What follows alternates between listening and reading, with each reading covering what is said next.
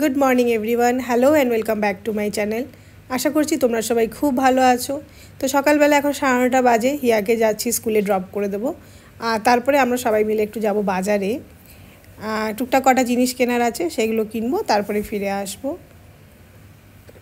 তো আজকে এখানে ওয়েদারটা বেশ ভালো আছে, সকালে রোদ দিয়েছে, ব্রাইট বলতে পারো ওয়েদারটা। ওইদিকে চলো, ওইদিকে ওইদিকে ওইদিকে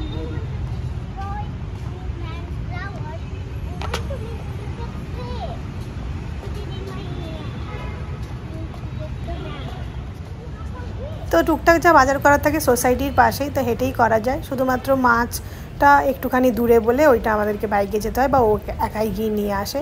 আদারওয়াইজ বাকি সব কিছু এখানে খুব কাছে, তো সকালে আর কি হাঁটাও হয়ে যায় আর কেনাকাটাও হয়ে যায়। তো এসেছি দেখো মিষ্টির দোকানে, বাড়ির পাশেই জাস্ট ফ্রেশ পয়েন্ট বলে মিষ্টির দোকানটা। তো এখানে সব রকম মিষ্টিই পাওয়া যায়, আর মিষ্টিগুলো কোয়ালিটি খুব ভালো হয়, ঘি দিয়ে এরা স্পেশালি বানায়। বিকেলে একটা জিলিপি বানায়, সেটাও খুব সুন্দর। তো আমি এখানে একটু পনির নেব আজকে। এ দেখো পিস্তা চমচম 38 টাকা লেখা আছে পার পিস, আর এটা ড্রাই ব্ল্যাক যেমন 32 টাকা পার পিস, ক্ষীর কদম 30 টাকা পার পিস, ছেনা গজা, আর তারপরে গুড় মালাই লেখা আছে 38 টাকা পার পিস। তো মোটামুটি 30-38 টাকা করে এগুলো পার পিস আছে। রসগোল্লা আছে, রসগোল্লাটাও খুব ভালো বানায়। মিনি গোলাপ জামুন আছে, বড় গোলাপ জামুন আছে। তো পনির নিচ্ছি আর একটু ক্ষীর কদম নিচ্ছি। তো এসেছি জামের এখানে, এখন জামের সিজন চলছে, তো এগুলো ছোট জামুন আর এগুলো বড় জামুন। তো এই জাস্ট স্নান হলো, আর এই দেখো লিচু বলছি, জাম নিয়ে বসেছি। 250 জামের দাম নিল হচ্ছে তোমার 100 টাকা। তো জানিও বেশি না কম কি ব্যাপার, ব্যাঙ্গালোরে তো এরকমই রেট। আর হচ্ছে লিচু চলছে এখানে 400 টাকা কিলো। 180 টাকা নিয়েছিল আর কি, 500 দাম, 500 লিচুর দাম নিয়েছিল 180 টাকা। তো এরকমই রেট চলছে এখানে। মাঝখানে তালশাঁসও খেলাম, তালশাঁসটা খুব ভালো খেয়েছি। তো এই ফলগুলো অ্যাকচুয়ালি কী বলো তো, মানে সিজনাল ফল, তো এগুলো পাওয়া যাবে না সবসময়। তাহলে দাম যাই হোক না কেন চেষ্টা করি একবার বা দুবার খাবার। তো এসেছি কিচেনে, তো ভাবলাম তোমাদের সাথে একটা নতুন রান্না শেয়ার করি। এটা হচ্ছে যে পটলটাকে আমি দেখো এরকম ছোট ছোট করে স্লিট করেছি, সরু সরু করে, আর আলুটাকেও একদম সেম সরু সরু করে স্লিট করেছি, আর পেঁয়াজটাকেও এরকম একদম লম্বা লম্বা করে কাট করেছি। এগুলো সব এরকমভাবে কাট করেছি কারণ কি তাহলে ভালো মিশবে আর কি, তো এই জন্য। তো বানাচ্ছি পেঁয়াজ দিয়ে আলু পটল পোস্ত, সর্ষে পোস্ত। তো এই পেঁয়াজটা এরকম ভালো করে ভাজা ভাজা করে নিয়ে পরে আলু পটলগুলো দিয়ে পরে এটাকেও একসাথে ভাজা ভাজা করব। মানে এতটাই ভাজা ভাজা করব যে এটাকে আর বড় জল দেব না, এইটাই মানে 75% বলতে পারো।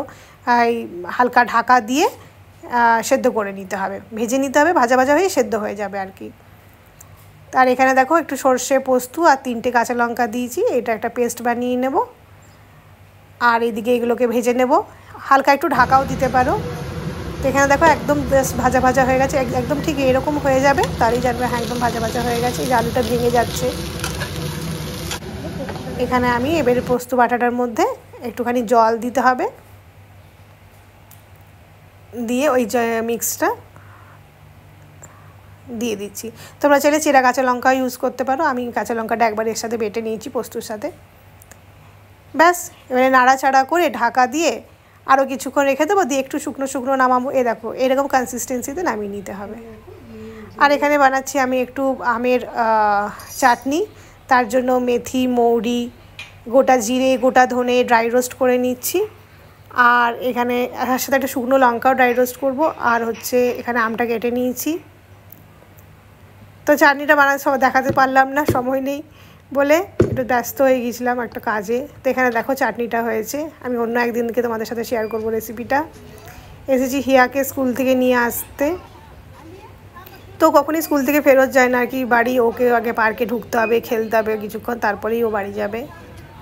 তো এটা একটা সোসাইটির ভেতরে একটা চিলড্রেন্স প্লে এরিয়া আছে, বেশ ভালো।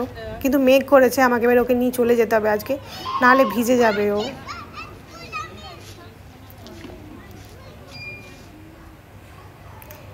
তো এই বাড়ি ফিরলাম, দেখো আমি বলছিলাম মেঘ করেছে, তো এরকম বৃষ্টি স্টার্ট হয়েছে, বাড়ি নিয়ে চলে এসেছি। এ দেখো আকাশে দেখো পুরো কালো মেঘটা থেকে এটা আরও বৃষ্টি হবে কিছুক্ষণ পরেই। তো ব্লগটা আমি আজকে এখানেই শেষ করছি। যদি ভালো লেগে থাকে অবশ্যই লাইক দিও, শেয়ার করো, যারা নতুন দেখছো চ্যানেলটা সাবস্ক্রাইব করো। দেখা হবে খুব তাড়াতাড়ি নতুন আরেকটা ব্লগ নিয়ে। ততক্ষণের জন্য ভালো থেকো, সুস্থ থেকো, বাই, টেক কেয়ার। আর অবশ্যই আমাকে কমেন্ট করতে ভুলবে না যে আজকে তোমাদের ভিডিওটা কেমন লাগলো সেটা জানাবে।